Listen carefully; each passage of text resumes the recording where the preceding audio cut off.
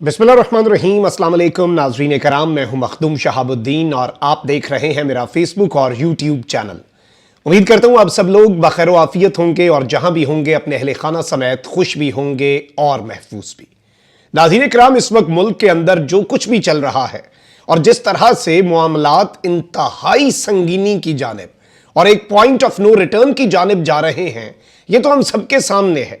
लेकिन इस सब के अंदर अब पॉलिटिकल विक्टिमाइजेशन को और जो सियासी दुश्मनियों को और किसी को सियासी इंतकाम का निशाना बनाने का जो सिलसिला जारी है, जिसमें लाकानूनियत की इंतहा और आइन और कानून की धज्जियां उड़ाई जा रही हैं, अब इस सारे प्रोसेस को बहुत तेज किया जाएगा। इस सब के अंदर अब रुख शाह महमूद कुरैशी की तरफ हो चुका है और शाह महमूद कुरैशी के बेटे की गिरफ्तारी तक बात जा पहुंची है, जबकि दूसरी जानिब जस्टिस बंदयाल के खिलाफ तकरीर हो गई है और अब एक नई जंग जो है वो छिड़ने जा रही है। और इस जंग के अंदर अदलिया किसके दूसरी जानिब होगी और कौन अदलिया के खिलाफ महाज खोलने जा रहा है, नई जंग का आगाज करने जा रहा है। और पहली बाज़ाब्ता तकरीर जो है अदलिया के खिलाफ वो कर दी गई है। इस हवाले से डेवलपमेंट्स भी हैं और 90 रोज में जो इंतखाबात का मामला है, इसमें जरदारी ने एक बहुत बड़ा सरप्राइज दिया है। और यह सरप्राइज इतना इंटरेस्टिंग है जितना आसिफ अली जरदारी का पूरा पॉलिटिकल करियर इंटरेस्टिंग। और इसमें जो आप कह सकते हैं ना कि आप उसमें कुछ उनका नहीं अंदाजा लगा सकते, अनप्रिडिक्टेबिलिटी बहुत ज्यादा है। उसी तरह का सरप्राइज जो है वो जरदारी ने दिया है और यह सरप्राइज इस मर्तबा इलेक्शन कमीशन को दिया है और यह सरप्राइज इस मर्तबा नून लीग को दिया है। ये सारी डेवलपमेंट्स एक एक करके मैं आपके सामने रख देता हूं और इस सब के अंदर कुछ चीजें हैं जो समझने की बहुत ज्यादा जरूरत है। शाह महमूद कुरैशी साहब जो हैं, आपको पता है कि पाकिस्तान तहरीक इंसाफ के वाइस चेयरमैन हैं और इमरान खान के बाद पार्टी में सबसे सीनियर शख्सियत तस्वुर किए जाते हैं और एक मंजे हुए सियासतदान है शाह जी। तो इनके हवाले से इनका पॉलिटिकल करियर भी सबके सामने, लेकिन हमारे मुल्क में इन चीज़ों का ख्याल तो रखा नहीं जा रहा। परवेज इलाही जो हैं उनके ऊपर जिस तरह से मुकदमात बनाए जा रहे हैं, परवेज इलाही को जिस तरह से विक्टिमाइज किया जा रहा है, इवन उस 80-85 साल के शख्स के ऊपर शराब और खवातीन भी डाल दी इन्होंने और उसके तमाम तर करीबी लोगों को ये गिरफ्तार भी कर रहे हैं, विक्टिमाइज भी कर रहे हैं। तो ये सारी चीज़ें हमारे सामने हैं। लेकिन अब यहां पर शाह महमूद कुरैशी साहब जो हैं उन्होंने एक बहुत बड़ा इंकशाफ किया है कि मुझे कल शाम से धमकियां दी जा रही हैं कि आपके बेटे को गिरफ्तार कर लिया जाएगा, वो मुल्तान से चले जाएं, उन्हें मुल्तान से एक कार्रवाई करके उठा लिया जाएगा। अब ये सब कुछ क्यों किया जा रहा है? अगर इस तरह का कुछ किया भी जाता है और ये धमकियां भी जो दी जा रही हैं और अगर ये गिरफ्तारी एग्जीक्यूट भी कर ली जाती है, पर्पस क्या है? शेख रशीद क्यों अंदर है? परवेज इलाही के लोग क्यों लापता हो रहे हैं? उनके तो ये भी नहीं पता, उन्हें तो गायब कर दिया गया है ना। मोहम्मद खान भट्टी को देख लें, वकील जो इनका उठा लिया, इन सारे लोगों को।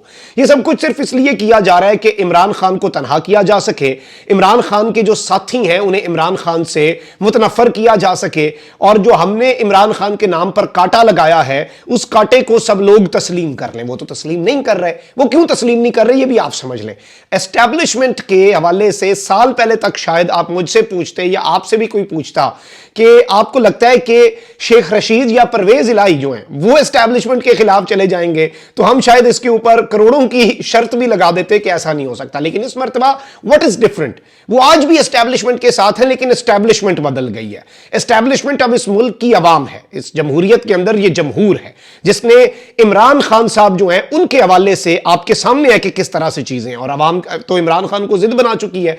अच्छा, यहां पर आपको मैं ये भी बता दूं कि पंजाब में जो इलेक्शन की दरखास्तें हैं उन पर एक फैसला महफूज भी हुआ है और लाहौर हाई कोर्ट ने पंजाब में इलेक्शन कराने के लिए दायर दरखास्तों पर फैसला महफूज किया है। और लाहौर हाई कोर्ट के जस्टिस जवाद हसन ने पंजाब में इंतखाबात की तारीख के लिए दायर दरखास्तों पर समाअत की, जिस सिलसिले में चीफ सेक्रेटरी और आईजी पंजाब भी अदालत पेश हुए। समाअत के आगाज पर आईजी पंजाब उस्मान अनवर ने कहा कि मुझे केस का पस मंजर मालूम नहीं, जो इलेक्शन कमीशन का फैसला होगा हम उस पर अमल करेंगे। आईजी पंजाब के बयान पर अदालत ने कहा कि हमें बस आपकी यकीन दहानी चाहिए थी, अब आईजी पंजाब जाना चाहें तो जा सकते हैं। इस दौरान चीफ सेक्रेटरी ने भी अदालत को यकीन दिलाया कि हम अदालत और इलेक्शन कमीशन के फैसले के पाबंद होंगे, जिस पर अदालत ने चीफ सेक्रेटरी को भी जाने की इजाजत दे दी कि हमने सिर्फ इतना ही पूछना था। दौरान इस बात पीटीआई के वकील बैरिस्टर अली जफर ने दलाइल देते हुए कहा कि चीफ सेक्रेटरी और आईजी ने फराइज अंजाम देने की यकीन दहानी कराई है। अब सदर इलेक्शन की तारीख दे सकते हैं, क्योंकि इलेक्शन की तारीख ना देने का मामला खाली नहीं छोड़ा जा सकता। गवर्नर सदर इलेक्शन कमीशन नोटिफिकेशन के जरिए इलेक्शन की तारीख दे सकते हैं, इस पर खामोशी इख्तियार नहीं की जा सकती।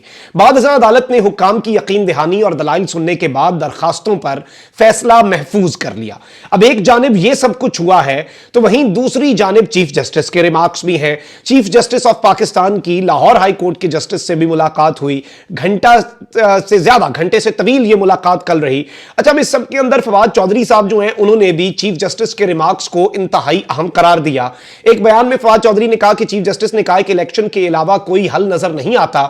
इलेक्शन कमिश्नर ने कहा था कि नवंबर के बाद वो इलेक्शन के लिए तैयार होंगे, जब कासिम सूरी वाला मामला चल रहा था और फौरी इलेक्शन नहीं कराने थे। उन्होंने कहा कि जो आर्टिकल 220 है वो किसी इदारे को ये ऑप्शन ही नहीं देता कि वो इलेक्शन में मुआवनत करने से इनकार कर दे, और जाहिर बात है इसलिए आईजी और चीफ सेक्रेटरी ने इलेक्शन में मुआवनत करने का कह दिया है। अब सदर मुमलिकत और इमरान खान साहब की कल की एक तस्वीर, जिसके बारे में यह कहा जा सकता है कि आप पिक्चर इज वर्थ 1000 वर्ड्स, वो भी हमारे सामने है कि किस तरह से उसके अंदर चीजें चल रही हैं। अब यहां पर जो दिलचस्प मामला हुआ है वो ये है कि इनके अपने बंदे जो हैं, अब वो सेनेट के अंदर और अब वो पार्लियामेंट के अंदर इदारों के ऊपर चढ़ाई करेंगे, क्योंकि अदलिया जो है वो अगर डॉक्ट्राइन ऑफ नेसेसिटी को दफन करती है। इन्हें पिछली दफा बड़ा अच्छा लगा था जब कासिम सूरी वाले मामले में नजरिया जरूरत को दफन कर दिया गया था और रूलिंग उड़ा के रख दी थी। उस वक्त वो रूलिंग बड़ी अच्छी और वो जजमेंट बड़ी अच्छी लगी, लेकिन जब दोस्त मजारी की रूलिंग उड़ाई उस वक्त वो बहुत बुरी लगी। यही वो मैं समझता हूं कि डुअल स्टैंडर्ड्स हैं हमारे मुल्क के अंदर, जो हमारे मुल्क को आगे नहीं बढ़ने देते। अच्छा, अब यहां पर मैं आपको यह बता दूं कि अब इनके अपने सेनेटर्स जो हैं वो बड़ी दिलचस्प बातें और बड़े दिलचस्प अंदाज में इदारों के ऊपर चढ़ाई कर रहे हैं। और ये जो इदारों के ऊपर चढ़ाई है और इस सब के अंदर एक बड़ी जंग जो है उसका बाज़ाब्ता तौर पर आगाज कर दिया गया है, वो मैं आपके सामने डेवलपमेंट्स रख देता हूं। अच्छा, यहां पर जरदारी के सरप्राइज पर हम बाद में आते हैं, आप बल्कि पहले ये सुने कि इनके अपने सेनेटर क्या कह रहे हैं। चाबुक लेकर इस पार्लियामेंट के पुष्प पे ना मारे। ये रिमार्क्स क्या है कि हमारी तारीख में सिर्फ एक वजीर आजम दयानतदार था। अगर इस तरह के रिमार्क्स हम जजों के बारे में दें और कहें कि हमारी पूरी तारीख में एक ही चीफ जस्टिस दयानतदार था, क्या वो काबिल कबूल होगा? क्या वो काबिल कबूल होगा? ये कैसे कह दिया है उन्होंने कि पार्लियामेंट मुतराजे हो गई है? क्यों मुतराजे हो गई है? पार्लियामेंट अक्सरियत का नाम है, कौमी। जी, तो आपने ये सुना, और इस सब के अंदर ये कैसे उन्होंने कह दिया, अभी वाले रिमार्क्स के ऊपर इन्होंने ये बात की कि ये आप कैसे कह रहे हैं कि पार्लियामेंट जो है वो कमजोर हो चुकी है, क्योंकि इस पार्लियामेंट के अंदर ये वारदातें डाल रहे हैं, ये अपनी मर्जी के बंदे जो हैं उन्हें बीच में लाना चाह रहे हैं, अपनी मर्जी का ऑपोजिशन लीडर लाकर। पार्लियामेंट नामुकम्मल है और उस नामुकम्मल पार्लियामेंट से कानून साजी हो रही है। ये रिमार्क्स इन्हें बहुत ज्यादा गिरा गुजरे हैं और आप ये इस जानिब समझ सकते हैं कि ये अब चीजें जो हैं ये उसी तरफ को जा रही हैं जिस तरफ आप सोच रहे हैं। नून लीग का वतीरा रहा है, और नून लीग का वतीरा नाज़रीन किराम ये रहा है कि जब उन्हें जरूरत होती है तो वो पांव पकड़ते हैं, और जब जरूरत पूरी हो जाती है तो वो गला पकड़ते हैं। वो सीधी सीधी धमकियां भी देते रहे। आपको दोस्त मजारी वाली जजमेंट नहीं याद? पाकिस्तान की वजीर आजम हाउस के अंदर खड़े होकर तमाम सियासी जमातें एक्सेप्ट फॉर पीटीआई, बाकी तो सब एक है ना, इमरान खान को माइनस करने के लिए, उन सब ने खड़े होकर क्या बातें की थी, उन सब ने खड़े होकर क्या कुछ कहा था।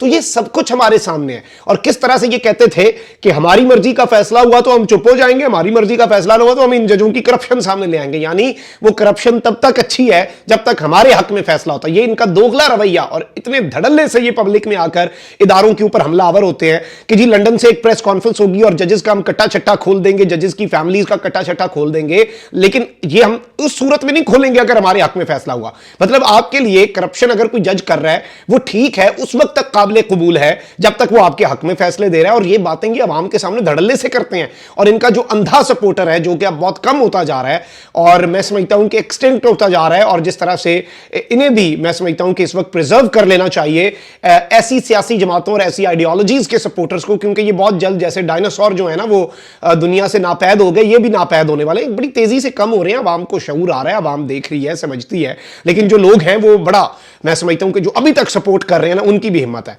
और जो अभी तक नहीं सीधे हुए वो आइंदा भी नहीं होंगे। ये कुछ लोग बड़े एक्सट्रीम केस है। अच्छा, अब यहां पर आप ये देख लें कि वही बात आपने सुना होगा कि सानू नहर वाले पुल ते बुला के ते खौरे माई कित्थे रह गया। जरदारी साहब सबको लगा के एंड पे अपने आप के हाथ खड़े कर देते हैं। अब मामला जब अदालतों में गया है और नून लीग हमले कर रही है अदालतों पर, पाकिस्तान पीपल्स पार्टी ने पंजाब और केपी में इलेक्शन 90 दिन में कराने की हिमायत कर दी है। वजीर आजम के मुआविन खुसूसी फैसल करीम कुंडी ने कहा है कि सूबाई असम्बलियों के इलेक्शन 90 रोज में होने चाहिए। इत्तेहादी जमातों से कहेंगे कि जो चीज आइन और कानून में है उसके मुताबिक चलना है। और इस सब के अंदर इन्होंने कहा है कि इस बात से इत्तफाक नहीं करता कि मुल्क में बेनजीर की शहादत जैसे हालात हैं, वो एक बहुत बड़ा सानिया था, लेकिन उसके बावजूद इंतखाबात हुए। उन्होंने पीटीआई से भी सवाल किया कि जब उनकी पंजाब में हुकूमत थी तो उन्होंने बदलियाती इंतखाबात क्यों नहीं कराए। अच्छा सवाल है, आप पूछ सकते हैं, सवाल पूछना में कोई हर्ज तो नहीं है और सवाल पूछना कोई बुरी बात भी नहीं है। लेकिन इस सब के अंदर दिलचस्प मामला यह है कि हवाओं का रुख देखकर सबसे पहले यहां से फुर करके जो उड़े हैं वो जरदारी साहब और वो उनकी पार्टी है, और वो अब 90 दिन में इंतखाबात और आइन की बालादस्ती की बात कर रहे हैं, क्योंकि ऑप्शंस महदूद होते जा रहे हैं और कप्तान को फंसाने वाले खुद फंसते जा रहे हैं और इनकी अपनी कश्ती जो है वो डूबती जा रही है। और इस डूबती हुई कश्ती से छलांग लगाना जो है वो इन सब का नस्बुल ऐन बन चुका है। इन सब का पहला इस वक्त मैं समझता हूं कि एजेंडा है। और इसमें अब ये एक बड़ा सवाल है, ये तो सब एक साथ ही हैं, और जो कुछ इस वक्त मुल्क का हाल हुआ ये सारी जमातें एक साथ हैं। इनमें से अवाम जो है वो किसी को वो भागने का रास्ता नहीं देगी कि कोई आकर कहे कि नहीं जी मैं तो अच्छा था, फलाना बुरा था, फलाना अच्छा था, मैं बुरा था। और ये सब ने इस मुल्क का ये हाल किया, सब ने इस मुल्क की तबाही में बराबर का अपना अपना हिस्सा जो है बेहतरीन अंदाज में अपना हिस्सा इन्होंने डाला है। और अब ये चीजें ऑब्वियसली उसी हिसाब से चलेंगी आइंदा आने वाले दिनों में। और अवाम जो है वो जाग चुकी है, ये इल इन्फॉर्म्ड नहीं अवाम, ये वेल इन्फॉर्म्ड है। अपना बहुत ख्याल रखें। अल्लाह निगहबान। पाकिस्तान जिंदाबाद।